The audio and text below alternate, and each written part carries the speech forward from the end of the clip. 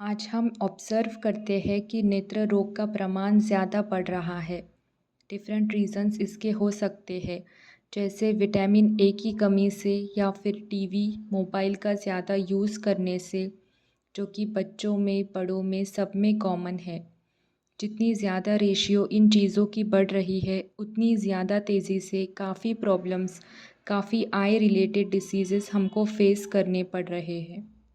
कभी कभी इन्फेक्शन के कारण भी हमको आँखों में स्टिकी डिस्चार्ज या फिर रेडनेस ये सिम्टम्स दिखते हैं।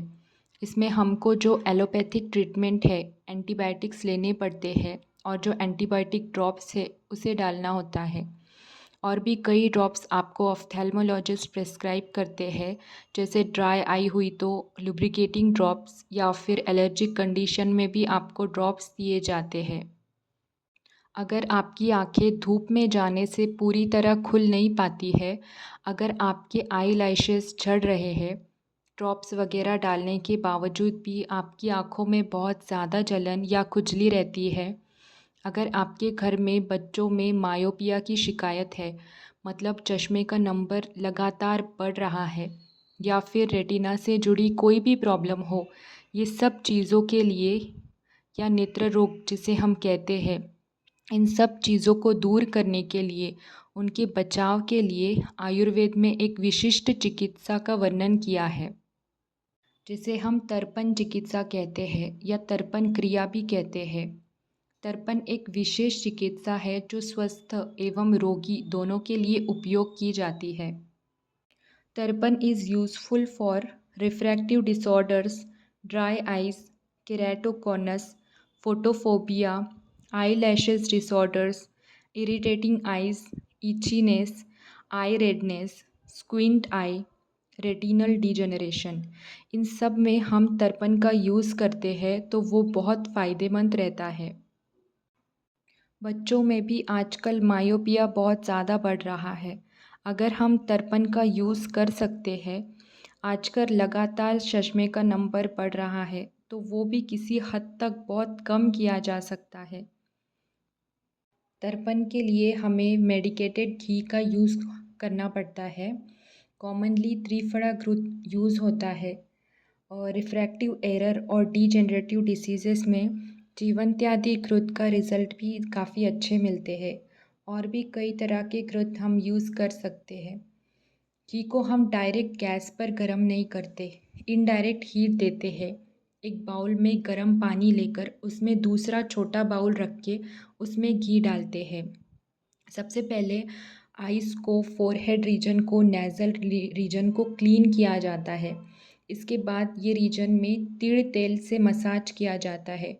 तो जो मसाज करेंगे वो नेज़ल एरिया पे, आइज़ पे, फोरहेड पे अच्छी तरह से करेंगे 3 से 4 मिनट तक। देन उसके बाद कॉटन या फिर गरम टॉवेल को पानी में, गर्म पानी में भिगोकर फॉर्मेंटेशन दिया जाता है। फॉर्मेंटेशन का प्रोसेस 2 से 3 मिनट तक किया जाता है। इसके बाद ड्राई कॉटन से क्लीन करना है। अब जो उड़द के आटे का डो होता है उससे पाली बनाई जाती है। एटलीस्ट 2 अंगुल यानी 2 फिंगर्स के साइज़ की पाली बनाई जाती है, ताकि हम जो भी घृत भरते हैं वो आई लैशेस तक डूब सके।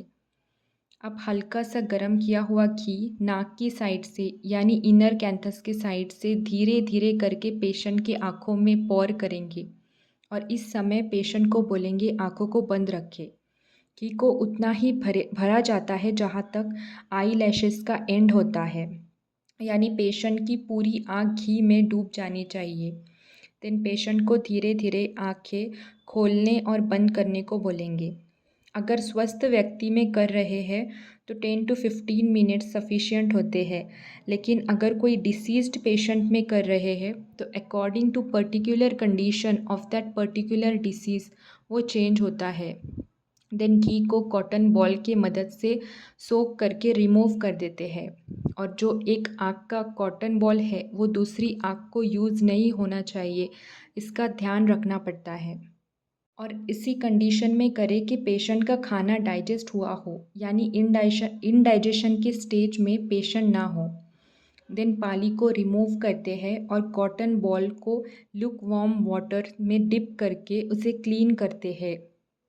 आफ्टर दैट रोज़ पेटल या रोज़ वाटर को अप्लाई कर सकते हैं।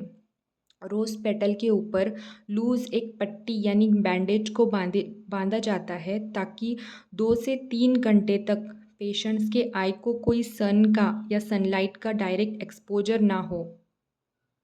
जनरली लोग बोलते हैं कि हम गॉगल का यूज़ भी कर सकते हैं, लेकिन उसमें लाइट का एक्सपोजर वो लेते ही है। और आयुर्वेद के हिसाब से तर्पण के बाद आँखें बिल्कुल शिथिल हो जाती है, इसलिए इस पर पट्टी बांधे रखना बहुत ज़्यादा ज़रूरी है। और ऐसा करने से जो प्रॉपर बेनिफिट है वो हमें मिल सकता है। 7 डेज़ तक इसको करना होता है, देन 7 डेज़ का gap, then again for 7 days according to your disease type. और ये बहुत बेनिफिशियल प्रोसीजर है। मैंने खुद इससे पेशेंट्स के आइज़ को काफ़ी रिलीफ होते देखा है। इसके बारे में आप कोई भी आयुर्वेद डॉक्टर से जानकारी ले सकते हैं, या फिर आपको कोई भी प्रॉब्लम हो तो बताइए। थैंक्स।